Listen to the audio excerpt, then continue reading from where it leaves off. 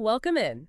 If you are a lifelong learner who, really loves getting a shortcut to understanding massive shifts in the world, you are in exactly the right place. Absolutely. Because today is Sunday, March 8th, 2026, and we are right in the thick of a massive boom in artificial intelligence. Put it mildly. Right. But we aren't looking at the software today. We are looking at the concrete, the copper, and the cooling The systems. heavy stuff. Exactly. We have a single, really fascinating article as our source material today titled Silicon Roundabout 2.0, The Rise of AI Infrastructure Rents.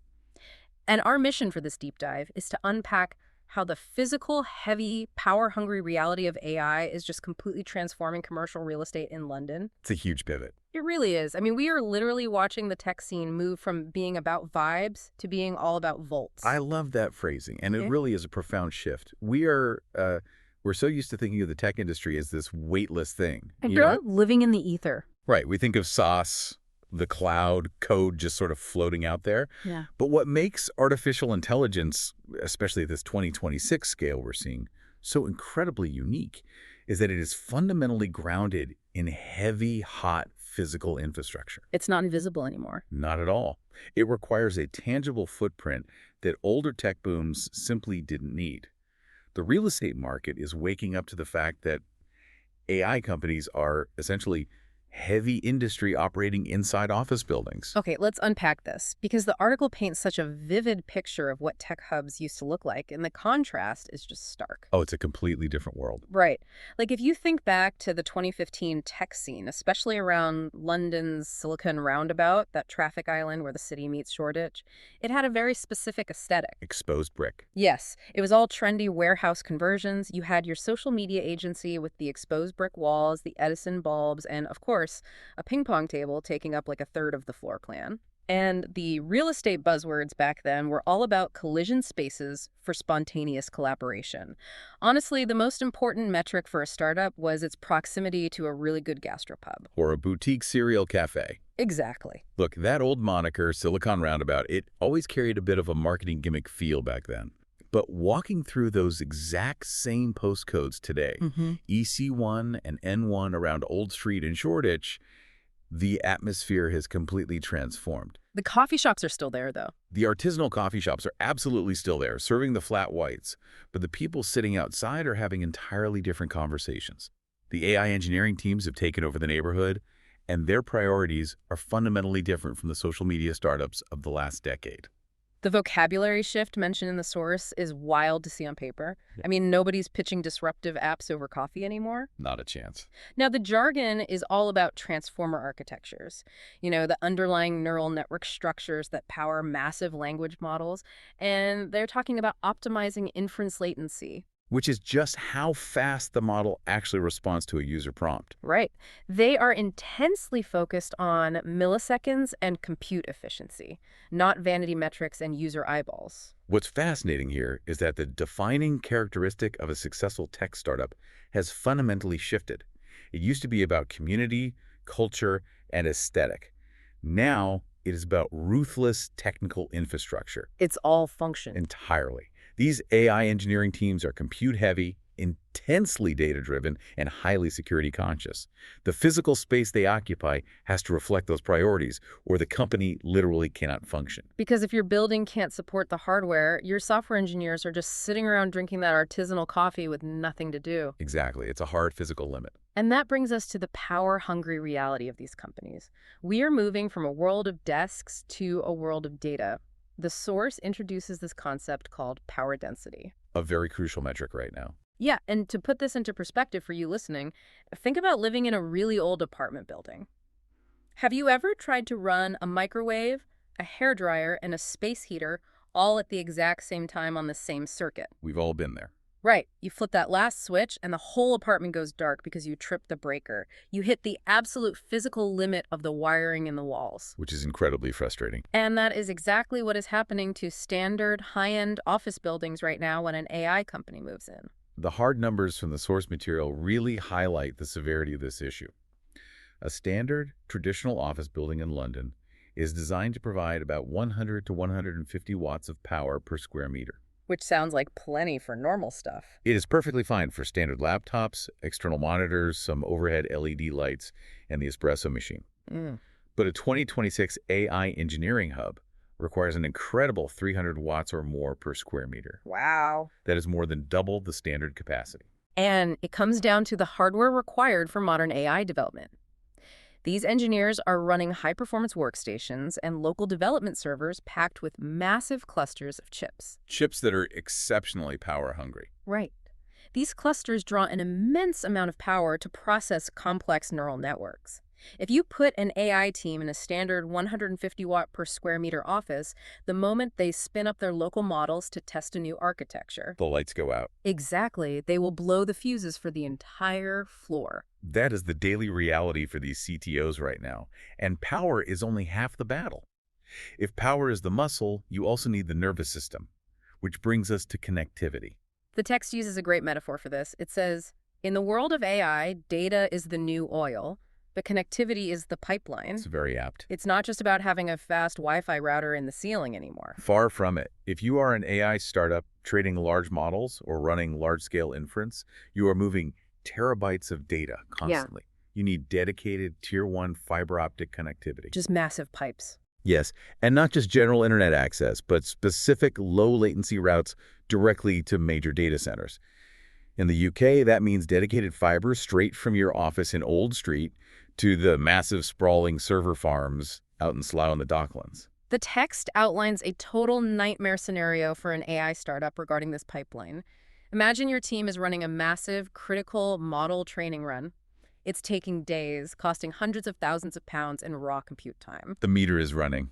And outside your office on City Road, a random construction crew is digging a hole to fix a water main. Oh no. And they accidentally put a backhoe right through the main fiber optic cable. In the old days of SaaS, a 4-hour internet outage meant you sent your staff home early and lost an afternoon of emails. Right. Annoying, but not fatal. Yeah, a forced half day. But today, for an AI firm, 4 hours of downtime during a critical training run could corrupt the entire process, forcing you to start over from scratch. Or worse, if it's a live inference deployment, your product simply stops working for millions of users. Which kills the business. That is why the new non-negotiable gold standard for office space is what the industry calls diverse fiber entry points. Which simply means the physical fiber cables enter the building from completely different streets. You are building redundancy into the literal bedrock of the real estate. Exactly right. If that construction crew cuts the cable on the north side of the building on City Road, the separate fiber line entering from the south side takes over instantly without dropping a single packet of data. It's seamless. If a building cannot offer that physical redundancy, many AI startups won't even book a tour to look at the space. It creates a fascinating checklist for founders. You almost have to look at these spaces as physical fortresses rather than just offices. And that leads to a surprising nuance in the source material regarding the cloud. Because my first thought when reading this was, doesn't everyone just use the cloud now? Doesn't AWS, Google, or Microsoft handle all the heavy metal? That's a common misconception. The massive heavy lifting training those foundational models, that does happen in the hyperscale cloud data centers. But many startups in the Old Street ecosystem are actually maintaining local edge clusters right there in their offices. Security and proprietary fine-tuning are the main drivers there. Makes sense. These startups are working with incredibly sensitive, highly valuable proprietary data to fine-tune their models. Financial algorithms, healthcare data, unreleased intellectual property. The crown jewels of the company? Precisely. They don't always want to send their secret sauce over the open internet to a public cloud provider. They want to keep that data and the processing of that data physically local, on their own machines, behind their own locked doors. RIP to the broom closet server. Long gone. I remember when the biggest risk to a startup's data was someone accidentally unplugging the server rack to vacuum the floor. Or knocking a cup of coffee onto a router. Right, you just shove the blinking boxes next to the mop bucket and call it an IT department. Now we are talking about a completely different beast. I like to think of it as the AI hierarchy of needs. Power, pipeline, and payload, meaning the servers themselves. And the physical requirements for housing that payload are intense. The broom closet is entirely obsolete. If you are running an edge cluster in 2026, the technical checklist for that room is rigorous. First, there's HVAC. The heat issue. Yes, AI hardware generates a massive amount of heat. You need serious, dedicated climate-controlled cooling systems, plus advanced fire suppression systems that use clean agents. Meaning gases that put out the fire without destroying the millions of dollars of hardware like a traditional water sprinkler would? Exactly. A water sprinkler in an AI server room is basically as bad as the fire itself. Good point. Then you have physical security. It's no longer a generic key fob that any employee can lose at a pub. You need biometric access fingerprint or retina scanners to even enter the server room. It's mission-critical hardware. But the most surprising physical demand mentioned in the text is the structural integrity of the building itself. You have to ensure the building has sufficient floor loading capacity. Modern server racks, fully loaded with dense AI compute hardware, are incredibly heavy. A standard office floor might be rated for lightweight desks, ergonomic chairs, and filing cabinets. Maybe a large printer? Right. Bring in multiple racks of liquid-cooled, high-density compute. And you could actually compromise the structural integrity of the floor. You have to verify the heavy floor loading limits with structural engineers before you even think about signing a lease. So we know these founders are bleeding cash to get the right space, but what does that actually look like on the street? If I'm an AI founder with a fresh round of funding walking around London today, what exactly am I buying for these premium prices? Because landlords aren't giving this away. Exactly. They are not giving reinforced concrete and biometric security away for free. The economic trend from the source material is striking. The pricing for AI startup space has completely decoupled from the general London commercial real estate market. It's its own microeconomy. Across London, generic B-grade office rents are actually softening. Demand for standard desk space is down as remote work normalizes. But A-grade tech spec spaces, the buildings that can handle this hardware, are hitting record highs. The numbers back it up. The article highlights a specific data point.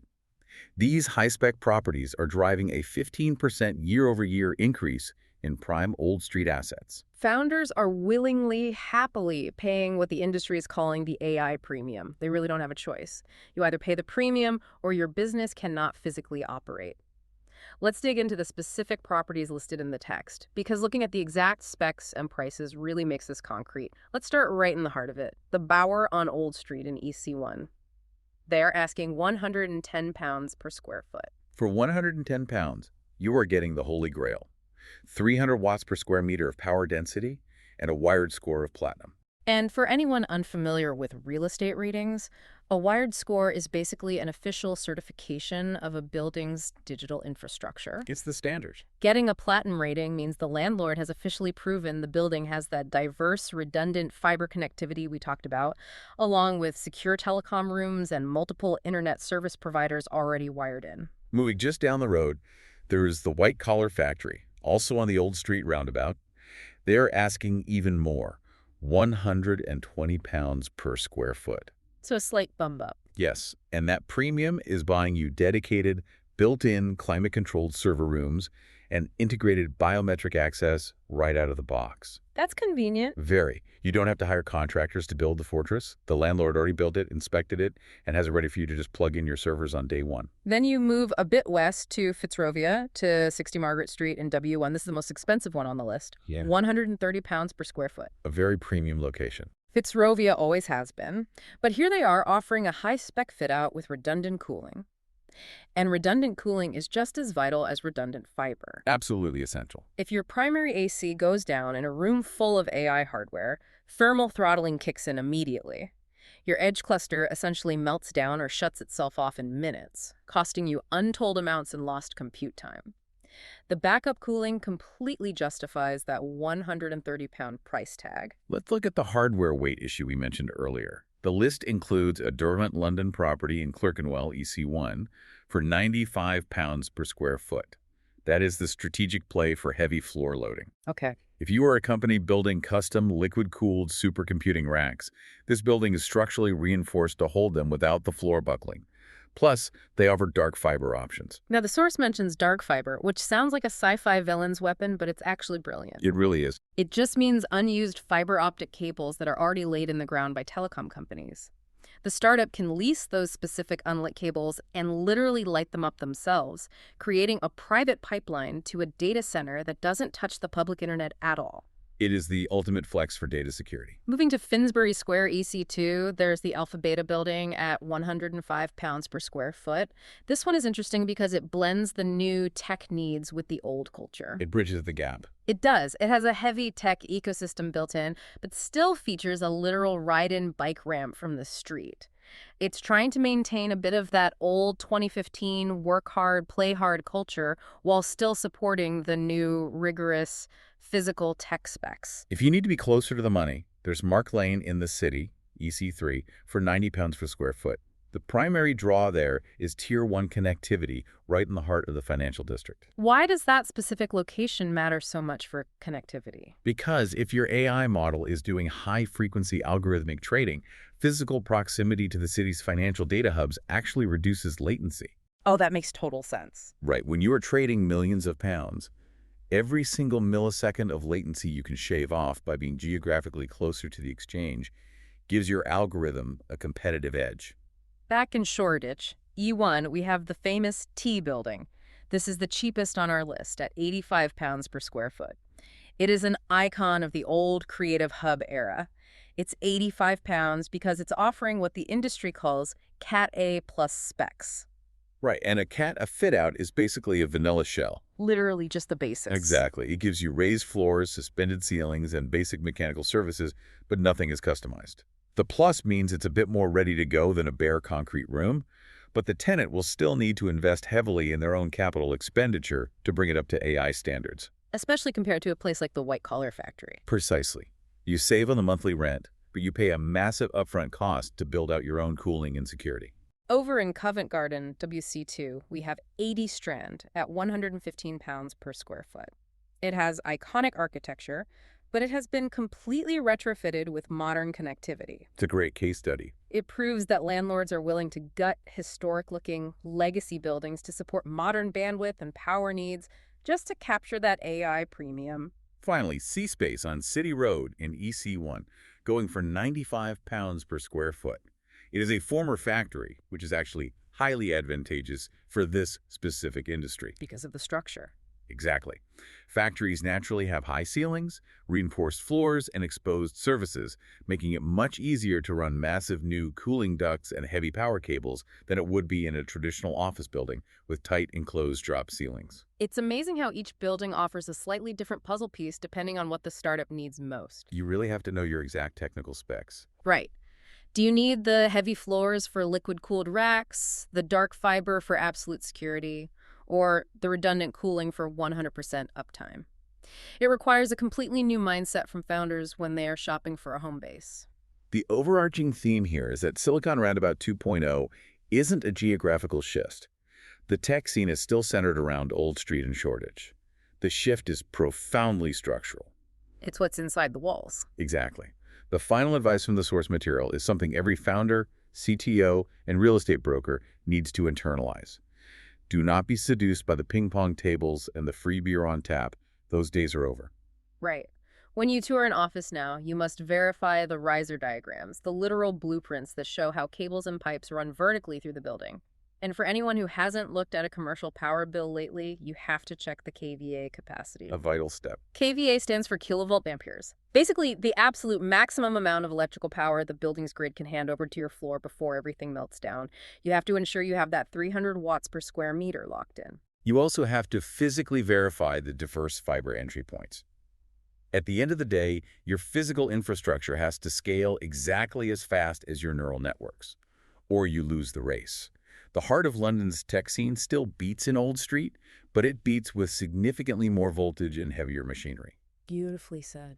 And if we connect this to the bigger picture, this raises an important question for the future of the industry. What's that?